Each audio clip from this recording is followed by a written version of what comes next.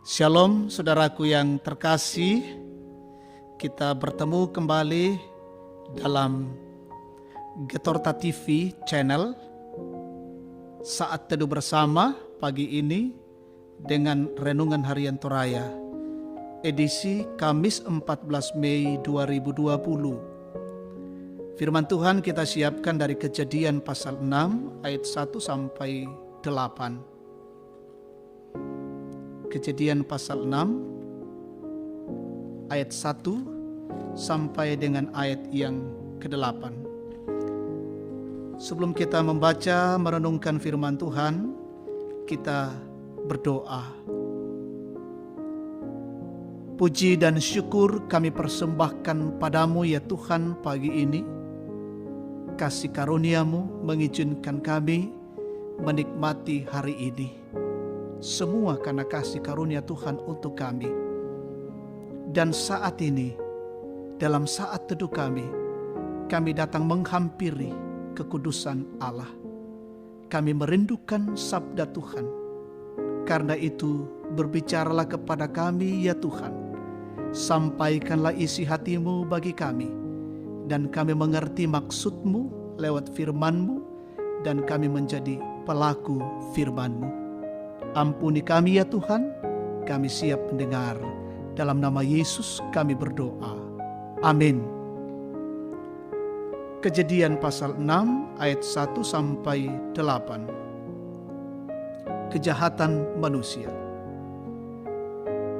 Ketika manusia itu mulai bertambah banyak jumlahnya di muka bumi, dan bagi mereka lahir anak-anak perempuan, maka anak-anak Allah melihat bahwa anak-anak perempuan manusia itu cantik-cantik. Lalu mereka mengambil istri dari antara perempuan-perempuan itu, siapa saja yang disukai mereka. Berfirmanlah Tuhan, Rohku tidak akan selama-lamanya tinggal di dalam manusia, karena manusia itu adalah daging, tetapi umurnya akan 120 tahun saja. Pada waktu itu orang-orang raksasa ada di bumi, dan juga pada waktu sesudahnya ketika anak-anak Allah menghampiri anak-anak perempuan manusia, dan perempuan-perempuan itu melahirkan anak bagi mereka. Inilah orang-orang yang gagah perkasa di zaman purbakala, orang-orang yang kenamaan. Ketika dilihat Tuhan bahwa kejahatan manusia besar di bumi, dan bahwa segala kecenderungan hatinya selalu membuahkan kejahatan semata-mata, maka menyesallah Tuhan bahwa Ia telah menjadikan manusia di bumi, dan hal itu memilukan hatinya. Berfirmanlah Tuhan, Aku akan menghapuskan manusia yang telah Kuciptakan itu dari muka bumi, baik manusia maupun hewan dan binatang-binatang melata dan burung-burung di udara, sebab Aku menyesal bahwa Aku telah menjadikan mereka. Tetapi Nuh mendapat kasih karunia di mata Tuhan. Amin. Firman Tuhan. Tema renungan kita, Tuhan kok menyesal? Anna menasan Ratu Puang. Ibu bapak saudara-saudara yang terkasih, sakit menimpa sesal terlambat. Itulah kira-kira pepatah yang cocok dikenakan kepada Tuhan dalam pembacaan kita ini. Maka menyesallah Tuhan bahwa Ia telah menjadikan manusia di bumi, dan hal itu memilukan hatinya. Ayat 6 bacaan kita. Bukankah Tuhan itu sempurna? Mengapa menyesal? Saudara yang terkasih, Tuhan menyesal bukan karena Ia telah menciptakan manusia di dunia ini. Tapi yang Ia sesali adalah tindakan manusia yang tidak lagi sesuai dengan kehendak Tuhan. Tindakan apakah itu? Tindakan kawin campur. Anak-anak Allah tidak lagi mengindahkan kekudusan Tuhan, tetapi hanya menuruti keinginannya untuk mengawini perempuan-perempuan cantik. Hal ini mengakibatkan Tuhan ingin mengembalikan kebaikan yang semula saat Tuhan menciptakan dunia ini dengan segala isinya.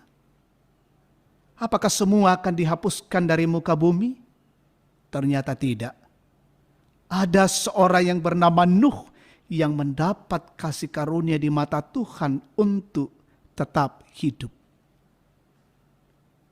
Bapak Ibu Saudara yang dikasihi Tuhan, ketika Tuhan mengizinkan banyak hal untuk kita nikmati dalam hidup ini, kadangkala kita lupa akan apa tujuan hidup kita untuk memuliakan Tuhan. Di tengah hidup yang serba instan, godaan untuk bersenang-senang seringkali melewati batas yang sewajarnya, hingga membuat kita melupakan Tuhan yang menciptakan kita untuk memuliakannya. Perlu kita ingat bahwa hidup ini adalah milik Tuhan. Hidup kita berada dalam otoritasnya. Karena itu berbaliklah dari jalan hidup yang tidak berkenan di hadapannya, agar pengasihan dan berkat-Nya tetap berada di dalam kehidupan kita. Terpujilah Tuhan. Amin. Kita berdoa.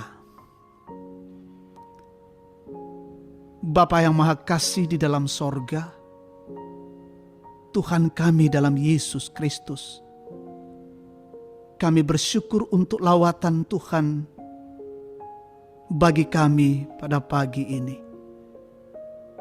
mengajarkan dan mengingatkan kami untuk tetap tunduk di bawah kebenaran Tuhan, menjalani kehidupan ini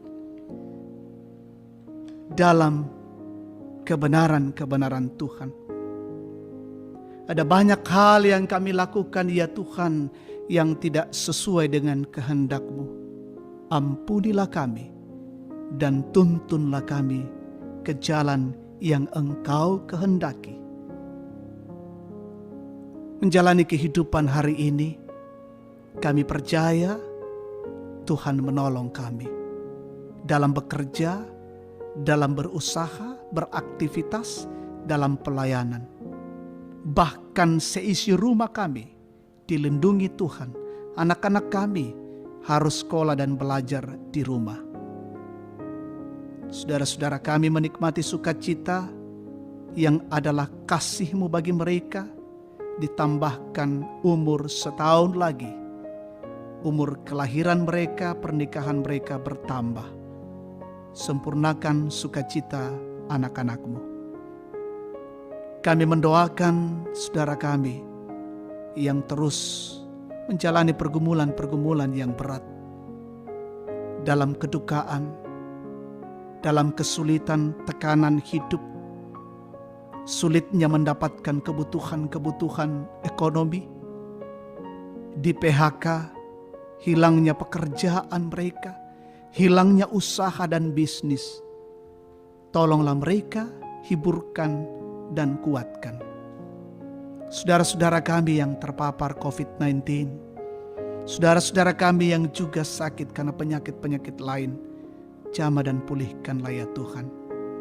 Berkati dokter yang menangani, tim kesehatan, tenaga kesehatan, semua petugas rumah sakit. Mereka berkarya dan melayani dengan baik.